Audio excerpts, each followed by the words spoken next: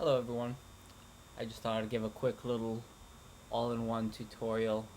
Maybe I'll do more of these if they go over well or if there's any questions, but what I'm going to do is do a quick little duplication.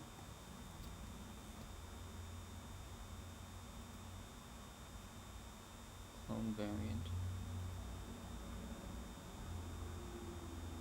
And then I'm going to reset this. So I'm going to give you a bit of my process for each edit. This is with Capture One, Capture One Pro. I have my workspace set up. Yours will look a little bit different, but you'll be able to access all of the tools that I have if you have Capture One Pro. You just might have to right click one of the spaces and add tools if it's something you're not seeing. So generally what I do, I'll set my cropping. So I want to go with a 4:5. My grid is turned on and it's set in my settings to follow where I move it. See how the grid follows.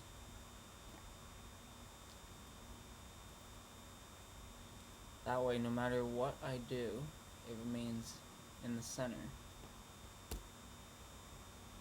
See if I turn it on and off, which you can do by pressing the command key and G.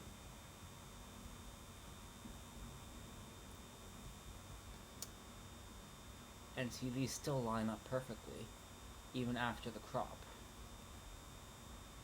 And that is because we have turned that on in the settings that it follows. I can go through another video at a later point to show my settings, but I'm trying to be comprehensive in this.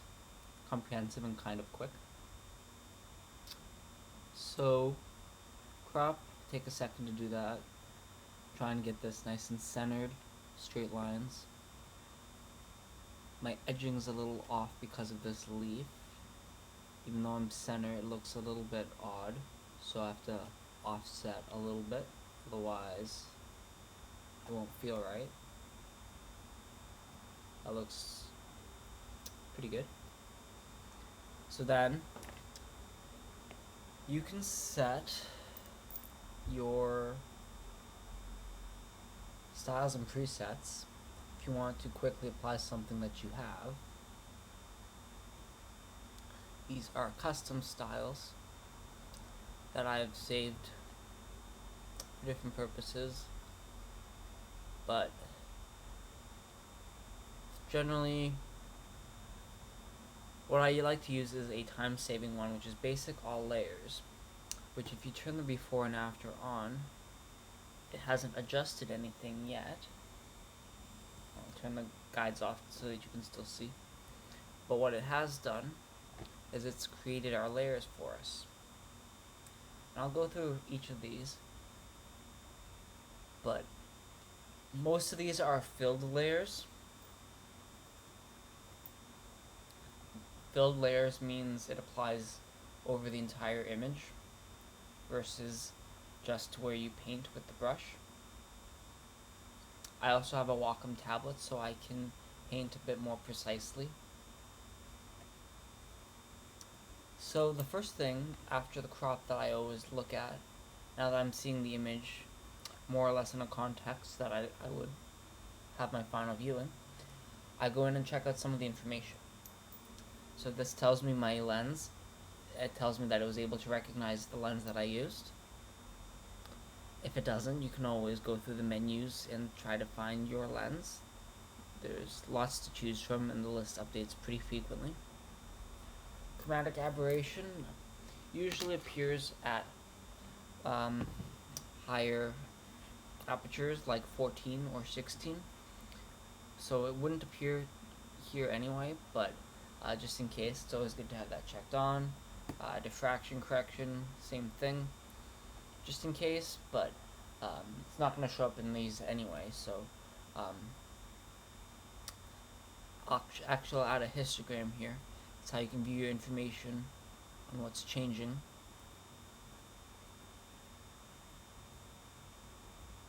So it's not gonna do that. Distortion,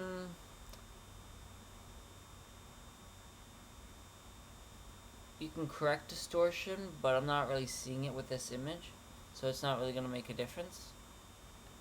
Also, if you double click something, if you moved something and you want to reset it to default quickly, you just double click it.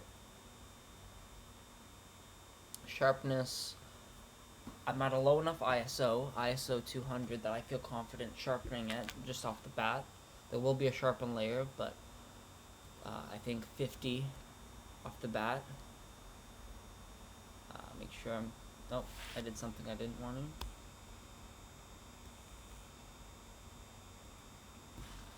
I had moved the rating. So, sharpen 50, light fall off. This is one you'll notice. So, perhaps not so much, but it's appearing in the histogram. In the corners especially, you'll get fall off. So, maybe give it a little bit, 30.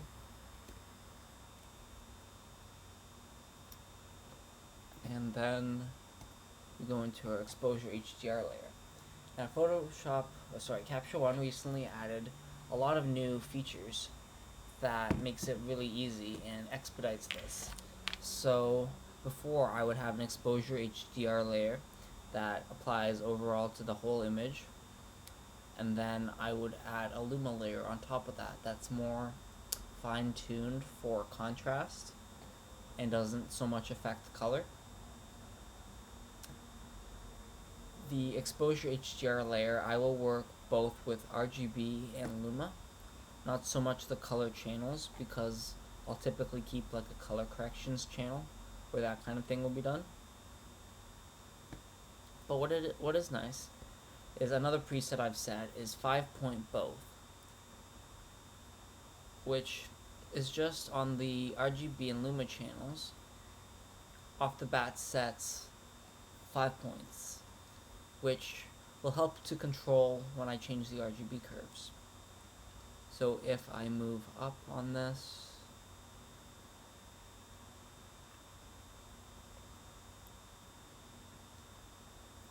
let's just change some of these values. This is Luma, so this is only applying to the brightness or contrast and won't affect the coloring of the actual image. And then RGB will affect color, so you want to be more careful with this one. Let's get a bit more dynamic range, bring the highlights down a little bit.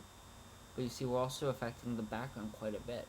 So there's not so much that I can do with that without masking, you see. And there we've already run into our first challenge.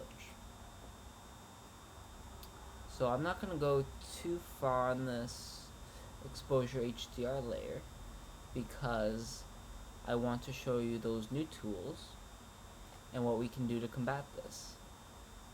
But as you see, we're also making quite a difference on those red and the green. It's a bit more balanced. If you turn it off and on,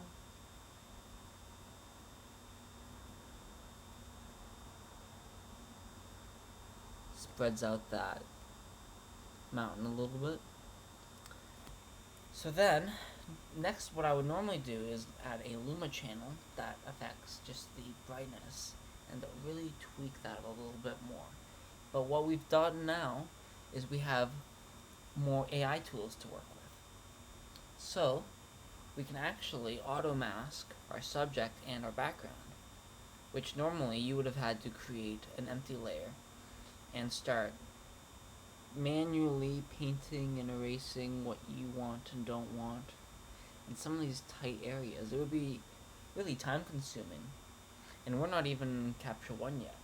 So for this particular job, I'm only working in Capture One. However, imagine how the time can build for each image if you're doing things that way. So it's really beneficial now to use these AI tools at our disposal. So what we can do, actually, I want to copy our WB because that's our white balance.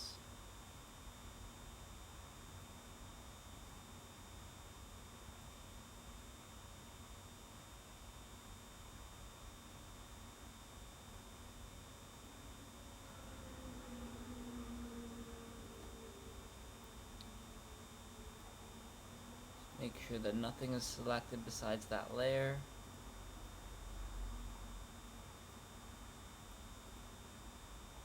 Alright.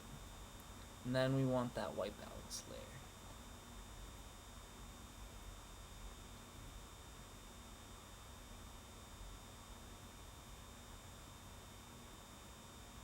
And we want that to come in here.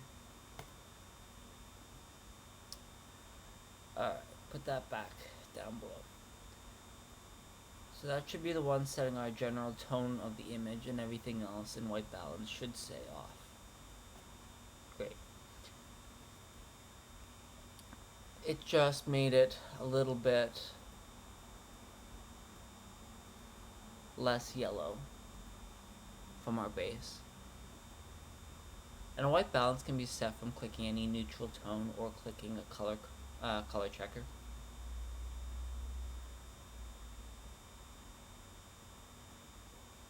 You see how in the numbers they're close to each other? When the numbers are very close to each other or match up exactly, then that is a neutral tone. Things like grays or black or white will give varying results. So now that we have that, the next thing I would do, now that we have these new tools, is to add in a subject. And we'll take a look. This is a nice shape, so this should be pretty easy. So there'll be a subject and a background. I'll show you both of those together. So now, what it's gone ahead and done is there's a subject mask, which there's a bit of background in there, but we can also refine that. And there's a background mask, which would be, in theory, only the background. It's done a fairly good job, but it's got a bit of the plant in there. So let's see if we can get that out. The plant's a little bit of a darker color. So let's not have that in there.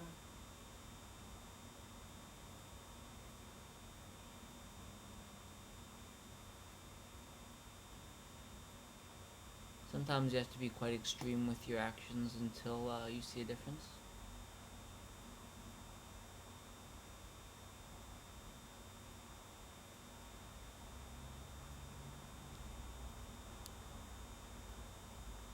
Oh yeah, that showed. Somewhere around there.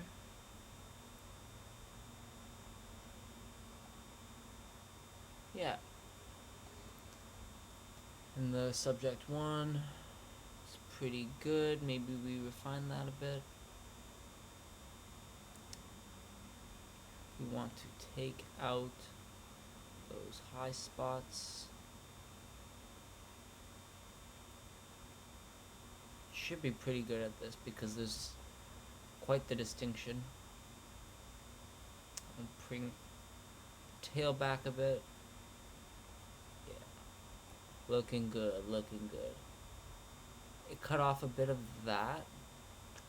Is that in the tail? It is in the tail. Yeah, we can still get it without coming too far. That should work nicely. So there's our subject mask, and there's our background mask. Our subject mask, we could also add to it and say, let's add that.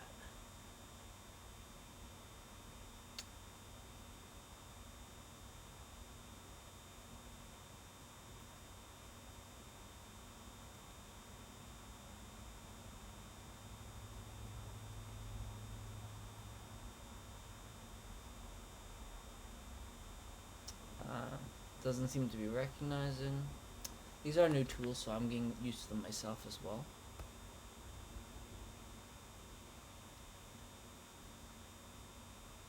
Magic brush. This might be hard because it could think it's part of the background.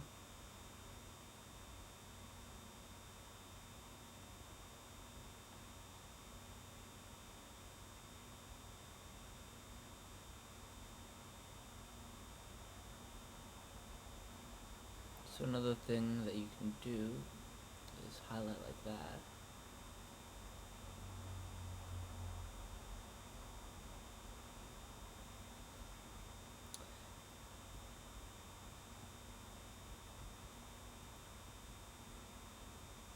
Yeah. Does not want to include it for this one, so we'll make that, probably change that in there. We'll see how it works. So for the subject, we have 5-point both, and we can now go in and actually change where we've made that mask. Bring that highlight down on the top leaf, bring those shadows up a bit.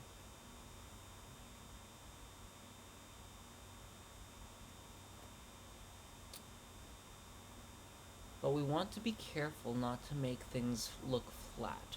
And by flat, I mean making everything the same tone.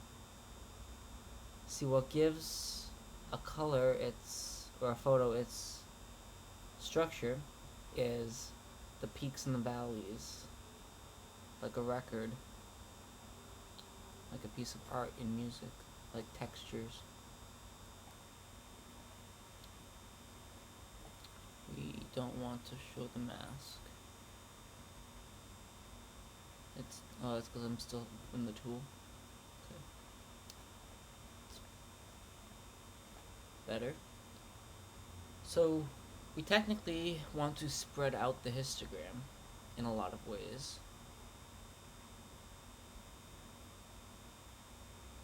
But don't only look at the histogram. Look at the picture at all sizes, levels. Zoom in, get close. And then when you're done, see it on different devices. See how I go for the shadows in the back? It very lightly got these on the subject layer.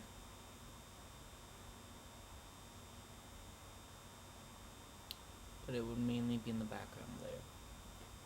In the background layer, you can do the same thing. So in the background layer, if there's a little bit of saturation there you don't want, like, you can cut it out completely, or just come down to something that's reasonable, you know? And then start with that Luma layer, bring it up a bit, make it look like a studio, get our contrast back, and our mids.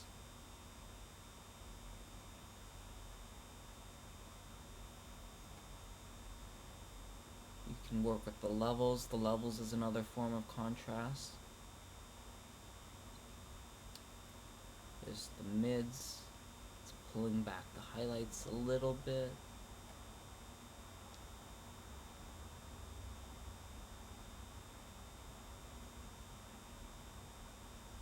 Targeting a bit of the shadow.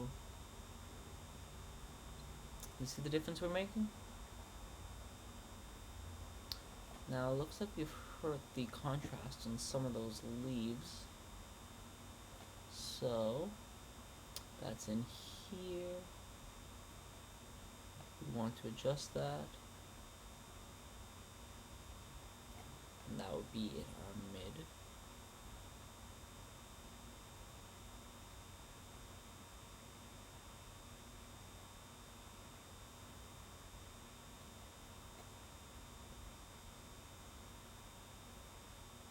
And then highlight the top.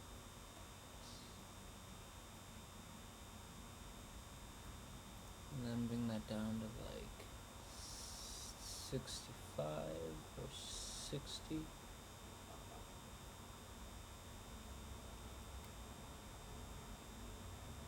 looks nice. Back to our background.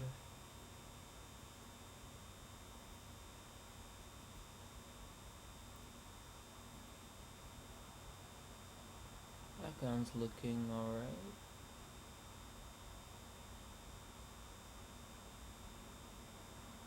I'm looking at the base of the pot. That rounds it nicely. You want some depth, so making sure that there's some depth around the pot. And that line in the back, you want to be careful not to blur that too much so you can't see it. So it looks like that's in our mid channel.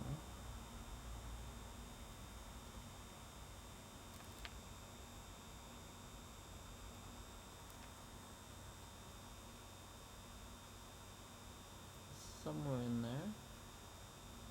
That looks good. Then RGB. I named all these myself. They're just you create a filled layer and then you name it what you want. It's good to work in isolated areas. That way you can turn things on and off and not have to, if something goes wrong, you don't have to delete the entire thing. With the RGB, stands for red, green, blue. I go into our color channel, color editor. What I'm looking at here is our reds are a little pink. So let's pull our lightness down. Make sure that we still have decent contrast in our color texture there. That's nicer. But it's not so authentic. We want it to be kind of authentic. It looks like a chili pepper now. So we'll take it down a notch. It's really dark. Bring it up.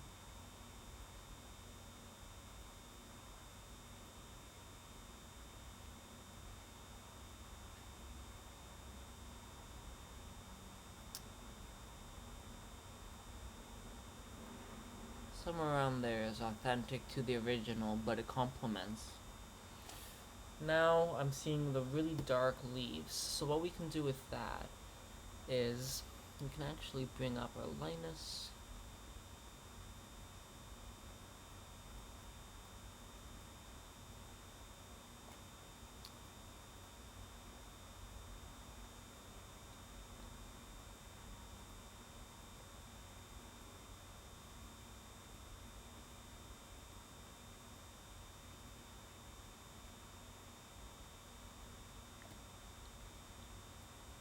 Specifically these highlights.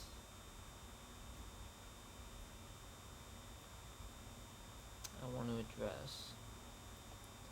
So this area. But I'm also looking at the same time and seeing what it's affecting in a negative way.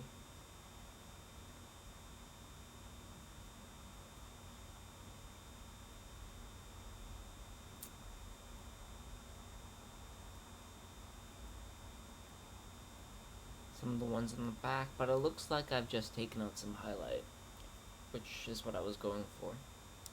And then with that layer on and off,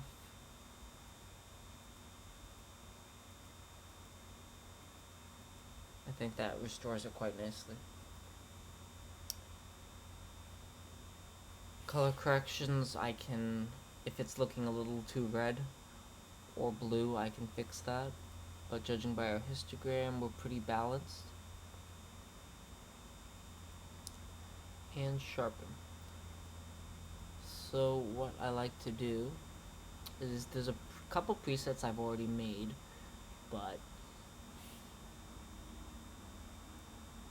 generally find something that looks alright.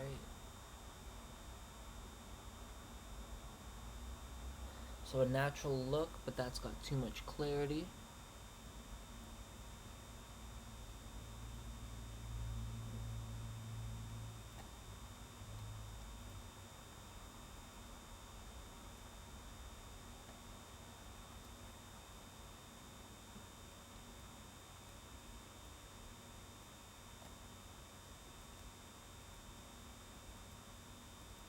it's really bringing out the wall texture as well. So you want to be careful with that. And then sharpening.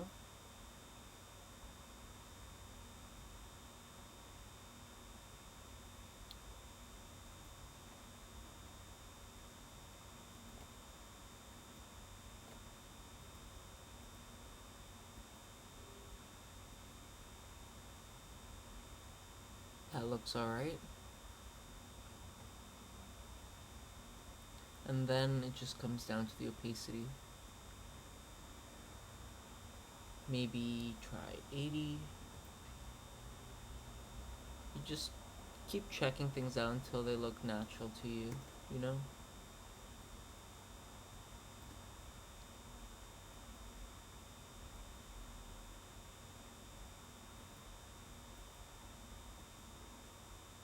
It doesn't have to be natural, it could just be what you're going for.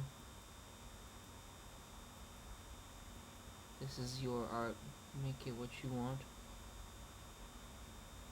See, that sharpen affects the flower pot at the bottom in a negative way, so we gotta come down a bit more.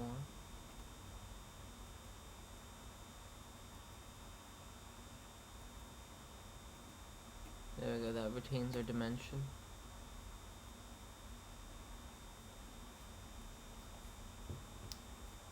I think that's pretty good. Let's compare to the one I did before. Turn these on. I don't know how far I had gotten on this version, if I had finished or not, but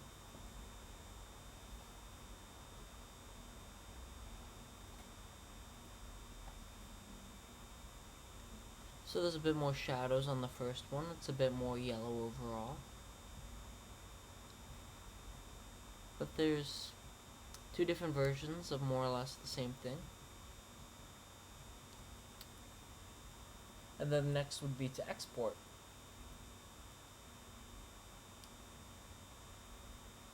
So you can set things up, your export recipes. I can get into those a little later. But basically I'm just going for a high quality JPEG that's not too big. We have export location JPEG 300 pixels per inch, which is pretty standard. The longest size, this is your resolution, so the longest size without upscaling ever. Important, you never want to upscale because it'll stretch pixels in a weird way. But 1500 pixels results in files that are about 1.2, 1.4 megs.